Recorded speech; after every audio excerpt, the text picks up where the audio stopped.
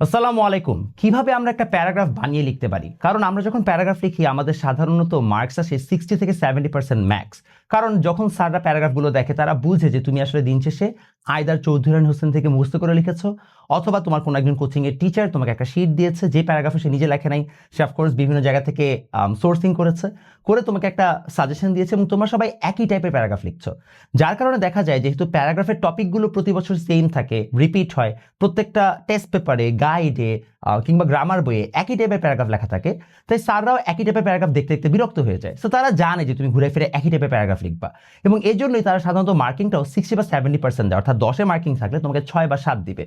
দরকার হচ্ছে তোমার এমন একটা প্যারাগ্রাফ লেখা যেখানে তুমি অ্যাকচুয়ালি অন্যদের থেকে ইউনিক কিছু প্রোভাইড করবা, এবং তুমি যদি এই বানিয়ে প্যারাগ্রাফ না লিখতে পারো, ফ্রি হ্যান্ড রাইটিং না পারো, তাহলে তুমি কখনোই প্যারাগ্রাফে ভালো মার্কস এক্সপেক্ট করতে পারবা না। It's either you are playing safe or you are taking a big risk.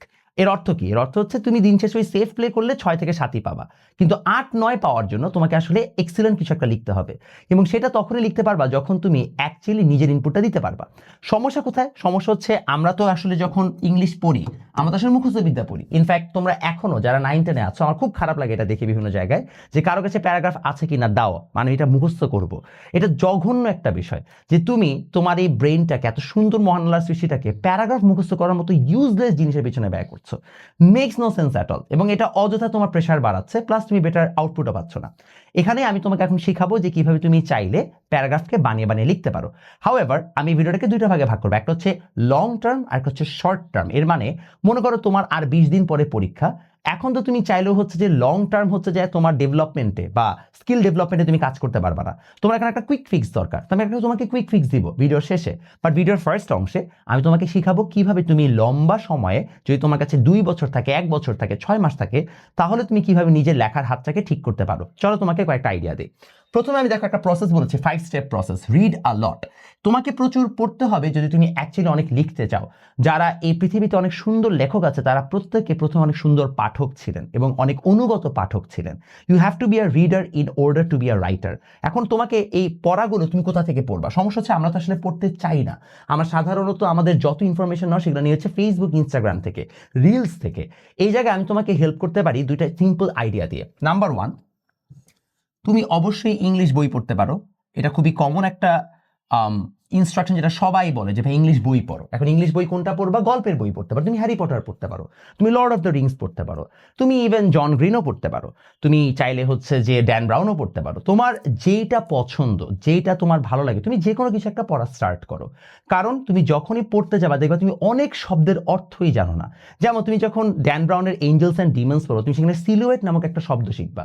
এটার অর্থ কি জানো? এটার অর্থ হচ্ছে তোমার একটা তোমার একটা প্রতিচ্ছবি, মানে একটা ছায়া ছবি, একটা ছায়া যে তোমার এটা পড়ে যখন মনে করো যে একটা শ্যাডো পড়ে, তো শ্যাডো না, তো এটাকে সিলুয়েট বলে। সিলুয়েট কাছে বুঝাবো না আরেকদিন। যাই হোক, মেইন কথা হচ্ছে এরকম টাইপের কিছু সুন্দর সুন্দর শব্দ তুমি শিখবা, এবং সেই শব্দগুলোর তুমি ব্যাখ্যা, ব্যবহার, এগুলো তুমি যখন গল্পের বইটা পড়বা তখন তুমি জানতে পারবা। এর মানে হচ্ছে আমরা যখন ইংলিশ বই পড়ি তখন আমরা অনেক ধরনের নতুন নতুন ওয়ার্ড শিখি, এবং এই নতুন ওয়ার্ডগুলোর সেন্টেন্সে অ্যাপ্লিকেশন শিখি। আমরা গল্পের মধ্য দিয়ে একটা নতুন ধরনের কথা বলার, মানে বা স্টোরি ন্যারেশনের একটা আইডিয়া শিখতে পারি। এই জন্য প্রচুর পড়তে হয়। বাট সমস্যা হচ্ছে ভাই আমাদের সবার এত পড়ার ধৈর্য নাই, আমরা তো পড়তে চাই না। আমরা তো ভাই এমনি আপনার ভিডিও দেখতে আসছি, মানে আপনি বুঝতেই পারছেন আমরা কত তাড়াতাড়ি হচ্ছে একটা সলিউশন চাই। In that case you can do another thing, সেটা হচ্ছে follow some people who write big paragraphs. Trust me, আমার নিজের অনেক ধরনের নলেজ নেওয়া হয় অন্য মানুষের ফেসবুক পোস্ট পড়ে, এবং আগে এটা খুব একটা অথেন্টিক নিউজ সোর্স ছিল না, বাট বর্তমানে মানুষজন ফেসবুককে আসলে দিন শেষে একটা খুব সুন্দর রাইটিং প্ল্যাটফর্ম হিসেবে ইউজ করছে। তুমি যদি চাও যে ভাই না আমি একটু লং, মানে হচ্ছে যে ভালো মতো শিখতে চাই কিভাবে লেখে, কিভাবে সেন্টেন্স গঠন করে, তাহলে তুমি এমন কিছু মানুষকে ফলো করতে পারো যারা রেগুলারলি ফেসবুকে লেখে, একটু হচ্ছে যে বিশ্লেষণধর্মী লেখা লেখে, এবং তারা ইংলিশে লেখে। তুমি যদি তাদেরকে ফলো করো, তুমি অটোমেটিক্যালি তাদের পড়াগুলো পড়তে পড়তে তোমার অনেকখানি শেখা হয়ে যাবে। ইনফ্যাক্ট ফেসবুকে কিন্তু নিচে আবার ট্রান্সলেশনও দিয়ে দেয়, তো তুমি যদি না বুঝো ট্রান্সলেটেড ভার্সনটা পড়েও তুমি কিন্তু আস্তে আস্তে অ্যাকোয়েন্টেড হতে পারবা। এই যে তোমার একটা পড়ার অভ্যাস গড়ে উঠছে, এটা তোমার জন্য খুবই গুরুত্বপূর্ণ।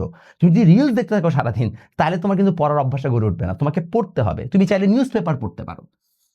আমি প্রচুর নিউজ পেপার পড়ি, প্রচুর নিউজ আর্টিকেল পড়ি, এবং এটা খুবই হেল্পফুল একটা জিনিস। এই জিনিসগুলো তুমি যদি করো তাহলে তুমি প্রচুর পরিমাণে পড়বা, তোমাকে অ্যাটলিস্ট দিনে আধা ঘন্টা থেকে 1 ঘন্টা ইংলিশ পড়তে থাকতে হবে। যত পড়বা তত তুমি হচ্ছে যে সেন্টেন্স মেকিং শিখবা, তত তোমার সেন্স ডেভেলপ করবে, তত তোমার বেটার আইডিয়াস জেনারেট হবে। গেল।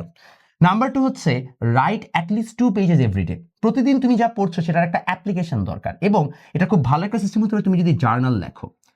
জার্নাল কি? মনে করো যে তুমি আজকে দিনে কি করলা, তোমার কালকের প্ল্যানটা কি। না, ডায়েরি লেখাটাকে আসলে বেসিক্যালি জার্নাল বলা হয়, বাট জার্নালিং বলা হয় এটার কারণে যে ডায়েরিতে আসলে আমরা জাস্ট অ্যাব্রো লিখি। জার্নালিং এর সময় আমরা অ্যাকচুয়ালি আমাদের আইডিয়াসগুলোকে রিফ্লেক্ট করি, আমাদের নিজেদেরকে অ্যাকাউন্টেবল ধরি। এই জার্নিটাতে তুমি যখন যাবা, জার্নাল লেখার জার্নিতে আমি একটা সেপারেট ভিডিও বানাবো কিভাবে নিজের জন্য জার্নাল লিখতে হয়, বাট ওই জার্নাল লেখার সময় তুমি অ্যাটলিস্ট যদি প্রত্যেক দিন 1 পেজ করেও লেখো, তাহলে দেখবো অটোমেটিক্যালি তোমার লেখার হাত বাড়ছে। সাপোজ তুমি একটা নতুন শব্দ শিখলা, সিরিন একটা নতুন শব্দ। তো সিরিন শব্দের অর্থ হচ্ছে কি অনেক সুন্দর, অনেক শুভ্র, ঠান্ডা একটা মানে পরিবেশ।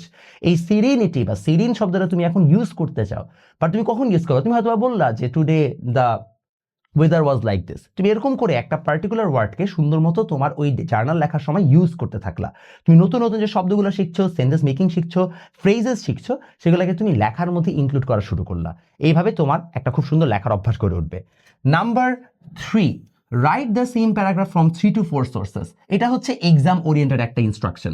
সাপোজ তোমাকে প্যারাগ্রাফ লিখতে হবে, তো তোমার এখন প্যারাগ্রাফ লেখার জন্য দরকার হচ্ছে কি সেম সোর্স থেকে ইনফরমেশনগুলোকে কালেক্ট করা। What do I mean by it? Sorry, same source থেকে ইনফরমেশন কালেক্ট না করো, what do I mean by it? মনে করো তুমি জাস্ট চৌধুরী হোসেন করে গেছো, ওখানে তো একটাই প্যারাগ্রাফ ডিফরেস্টেশনের উপরে। তুমি ডিফরেস্টেশনের উপরে আরো 3 থেকে 4টা সোর্স থেকে প্যারাগ্রাফ পড়ো। অ্যাটলিস্ট তোমার বাসায় যদি তুমি আসলে রাইটিংয়ে ভালো মার্কস আনতে চাও, তাহলে তোমার 3 থেকে 4টা গ্রামার বই থাকা দরকার, এবং সেগুলো সেপারেট গ্রামার বই, ডিফারেন্ট গ্রামার বই, পারলে একটা বিদেশি গ্রামার বই, সবগুলো দেশি রাইটারের না। এরকমভাবে তোমাকে একটা মিক্স অফ সোর্সেস রাখতে হবে। যখন তুমি মিক্স অফ সোর্সেস রাখবা, তখন তুমি সেখান থেকে খুব সুন্দর মতো, ভালো মতো হচ্ছে যে গ্রামারগুলো শিখতে পারবা। এবং এই জন্য তোমাকে অবশ্যই হচ্ছে 3 থেকে 4টা সোর্স থেকে প্যারাগ্রাফটা পড়তে হবে। কারণ কি, 3 থেকে 4টা সোর্স থেকে তুমি যখন প্যারাগ্রাফ পড়বে, তখন তোমার আসলে আইডিয়াস ডেভেলপ হবে। এখানে তুমি 2টা কাজ করতে পারো, আইদার তুমি সবগুলো রিসোর্স মিলে নিজের জন্য একটা আলাদা সেপারেট প্যারাগ্রাফ লিখতে পারো, অথবা তুমি একটা প্যারাগ্রাফকে মেইন ধরে বা মেইন আকারে পড়ে অন্যান্য প্যারাগ্রাফগুলো থেকে ইনফরমেশন নিয়ে ওই প্যারাগ্রাফটাকে সমৃদ্ধ করতে পারো। এটা সেকেন্ডটা করাটা তোমার জন্য ইজিয়ার। এর জন্য তুমি আগে একটা প্যারাগ্রাফকে ঠিকমতো পড়ো, পড়ে বাকিগুলো থেকে এখানে ইনফরমেশনকে ইনক্লুড করে নাও। লাস্টলি আমি তোমাকে এখন যেই টিপসগুলো বলবো, সেই টিপসগুলো হচ্ছে এক্সাম ওরিয়েন্টেড বা একদম এক্সামের সময় কি করতে হবে। এটা শর্ট টার্মের জন্য। শর্ট টার্মের জন্য তুমি প্রথমত মেমোরাইজ কি পয়েন্টস। প্যারাগ্রাফ মুখস্থ করার সময় আমরা একটা খুব বড় বোকামি করি, আমরা পুরো এন্টায়ার প্যারাগ্রাফটাকে মুখস্থ করি line by line. That's a very wrong approach. প্রত্যেকটা প্যারাগ্রাফ মুখস্থ করার সময় দেয়ার আর সার্টেন কি অ্যাসপেক্ট যেগুলো মনে রাখতে হয়। যেমন একটা প্যারাগ্রাফের কি থাকে, চলো আমি তোমাকে একটু প্যারাগ্রাফের স্ট্রাকচারটা দেখাই। Every paragraph must have a hook, যেটাকে আমরা বলি ওপেনিং লাইন। যে আমরা প্যারাগ্রাফটা কি দিয়ে শুরু করছি, একটা কোড দিয়ে শুরু করব, নাকি আমরা জাস্ট মনে করো ডিফরেস্টেশন, সবাই এইভাবে শুরু করে যে deforestation is a very big problem now in the country বা নাও ইন দ্য সোসাইটি, বা সেই জন্য শুরু করে দিলাম, বা deforestation is a very big issue. আমরা সবাই হচ্ছে যে এরকম একটা সিম্পল সেন্টেন্স দিয়ে, যেখানে হচ্ছে যে আমরা প্রবলেমটাকে হাইলাইট করে জাস্ট শুরু করে দিই। রাদার দেন দ্যাট আমরা একটা কোড দিয়ে স্টার্ট করতে পারি। রাদার দেন দ্যাট আমরা অন্য কোনো একটা ইনফরমেশন দিয়ে স্টার্ট করতে পারি, যে এভরি ইয়ার এত অ্যামাউন্ট অফ প্ল্যান্টস আর কাট, বা হচ্ছে যে আমাদের পৃথিবীতে হচ্ছে যে এই পরিমাণ হচ্ছে যে অক্সিজেনের সরবরাহ কমে যাচ্ছে বিকজ অফ ডিফরেস্টেশন। আমরা একটা সুন্দর ডেটা দিয়েও স্টার্ট করতে পারি। সো তোমাকে এই জিনিসগুলো নিজে থেকে আইডেন্টিফাই করতে হবে। Find a very good hook. তোমার ওপেনিং যে লাইনটুকু হবে সেটা যেন খুব ভালো হয়। হুকের পরে তুমি এখন দিবা হচ্ছে প্রবলেম স্টেটমেন্ট। তুমি যে এই প্যারাগ্রাফটা লিখছো সেটা একটা প্রবলেম স্টেটমেন্ট আছে। ফর এক্সাম্পল ডিফরেস্টেশনের একটা প্রবলেম স্টেটমেন্ট থাকবে। যদি তোমাকে বলা হয় অ্যাবাউট ইউর সেলফ, মানে অ্যাবাউট মাই সেলফ যদি একটা প্যারাগ্রাফ হয়, তাহলে সেখানে প্রবলেম স্টেটমেন্ট থাকবে না, সেখানে হচ্ছে কি বেসিক ইনফরমেশন থাকবে, কনটেক্সট থাকবে। তো তোমাকে একটা স্টেটমেন্ট, প্রবলেম স্টেটমেন্ট আগে দিতে হবে। এটার পরে এখন তোমার কাজ হবে হচ্ছে এক্সপ্লেনেশন। তুমি এখন এক্সপ্লেইন করো যে আসলে কোন কোন ধরনের জিনিসগুলো নিয়ে তোমার এই জায়গায় ব্যাখ্যা আছে। এক্সপ্লেনেশন শেষে তুমি এখন যাওয়া হচ্ছে যে ক্লাইম্যাক্সে, যে তুমি এখন আস্তে আস্তে এইটার সলিউশনগুলোতে যাচ্ছ বা এটার পরিণতির দিকে যাচ্ছ। যদি তোমার কোনো একটা ন্যারেশন হয়, যেমন হচ্ছে জার্নি বাই বোট, তাহলে কি তুমি এখন হচ্ছে যে জার্নিটাতে শেষ করে ফেলছো, তুমি অলরেডি জার্নি বাই বোট শেষ, তুমি এখন ঘাটে নামবা, ঘাটে নামার সময়কার যে ক্লাইম্যাক্সটুকু তুমি এখন সেটা দিচ্ছ, অ্যান্ড ফাইনালি তোমাকে একটা খুব ভালো কনক্লুশন দিতে হবে। এই তো একটা 5 স্টেপ জিনিস। তোমাকে এই 5টা স্টেপের মধ্যে প্রত্যেকটার হচ্ছে যে এক একটা করে কিওয়ার্ড মনে রাখতে হবে। যেমন হুকের একটা কিওয়ার্ড, যেমন একটা পার্টিকুলার ডেটা তুমি এটা দিয়ে শুরু করতে যাচ্ছ। প্রবলেম স্টেটমেন্টে তুমি 3টা পয়েন্ট মনে রাখলা, যে ডিফরেস্টেশনের কারণে এই প্রবলেম হয়, আমি এটা নিয়ে বিস্তারিত লিখবো। এক্সপ্লেনেশনের সময় তুমি মাথায় রাখলা যে ভাই আচ্ছা এক্সপ্লেনেশন বানান ভুল করতে পাই যাবে, সমস্যা নেই। এক্সপ্লেনেশনের সময় তুমি কি করবা, যে আমি টোটালি 5টা পয়েন্টের কথা বলবো যে কেন ডিফরেস্টেশনকে ফিক্স করার জন্য এটা করা উচিত। ক্লাইম্যাক্সে তুমি এরকম 2টা পয়েন্ট ভাবলা, কনক্লুশনে একটা পয়েন্ট ভাবলা। এরকম করে তোমার প্যারাগ্রাফ শুড নট মোর দেন 10 মানে কি পয়েন্টস ছাড়া তোমার প্যারাগ্রাফ হচ্ছে যে মুখস্থ করার কিছু নাই, তুমি জাস্ট 10টা পয়েন্ট মুখস্থ রাখবা, তাহলে তোমার কাজটা done. And last but not the least, সেটা হচ্ছে ইউজ এআই। এখন তুমি বলো ভাই এটা কি বললেন, এআই দিয়ে কেমনে কি কাজ করা যায়? আমি তোমাদের এই ভিডিও ডেসক্রিপশনে একটা খুব সুন্দর কাজ করেছি, সেটা হচ্ছে তোমাদেরকে আমি এমন একটা এআই প্রম্পট দিয়েছি যেটা দিয়ে তুমি চাইলে প্রতিবার নিজের জন্য ইউনিক প্যারাগ্রাফ হচ্ছে জেনারেট করতে পারবা। তোমার প্যারাগ্রাফ তোমার কোনো ফ্রেন্ডের সাথে মিলবে না এবং সেই প্যারাগ্রাফটা যথেষ্ট মানসম্পন্ন হবে। এই প্যারাগ্রাফটা তুমি এখন সুন্দর মতো হচ্ছে যে চেষ্টা করবা এটার মাধ্যমে একটা ভালো হচ্ছে মার্কস আনতে। আই ক্যান গ্যারান্টি ইউ, তুমি যদি আমার এই প্রম্পটটা দিয়ে প্যারাগ্রাফটা লিখো তাহলে তুমি অবশ্যই 8/10 পাবা। এইভাবে তুমি এখন নিজের জন্য ইউনিক প্যারাগ্রাফ কিন্তু এআই দিয়ে জেনারেট করতে পারো, তোমাকে স্যারের শিট, অমুক বই এত কিছু কপি করাও লাগবে না। প্রম্পটটা ডেসক্রিপশনে দেওয়া আছে, সুন্দর মতো দেখে নাও। আর এরকম আরও ভিডিও তুমি যদি চাও তাহলে অবশ্যই আমাকে কমেন্টে জানাতে পারো। বাই দ্য ওয়ে, আমরা কিন্তু ইংরেজি শেখানোর সময় তোমাদেরকে এরকম বস্তা পচা সিস্টেম ইংরেজি শেখাই না, আমাদের ইংরেজি শেখানোর সিস্টেমটা কমপ্লিটলি ডিফারেন্ট। এবং এই জন্য তুমি যদি অ্যাকচুয়ালি আমাদের প্রতিটা প্ল্যাটফর্ম থেকে ইংরেজি শিখতে চাও তাহলে তোমার জন্য আছে জিহাদ ভাইয়ের ইংলিশ কোর্স। তো দেখাই দেই, জাস্ট প্রতিজ্ঞাতে যাবা এবং জিহাদ ভাইয়ের ইংলিশ কোর্সটা খুব সুন্দর করে ভাই ডিজাইন করেছে। ভাই নিজে আইবিএতে পড়ছে এবং জিহাদ হচ্ছে যে অলরেডি ক্যাডেট কলেজে ছিল, সো বুঝতেই পারতেছো, তোমরা জানো ক্যাডেট কলেজের স্টুডেন্টদের ইংলিশের প্রফিসিয়েন্সি অন্যরকম। তো সুন্দর মতো এখানে যাবা, যাওয়ার পর কোর্সেসে যাবা, যে দেখবা এখানে এসে 27-28 এখানে গেলে একটা খুব সুন্দর কোর্স দেওয়া আছে জিহাদের, এই যে।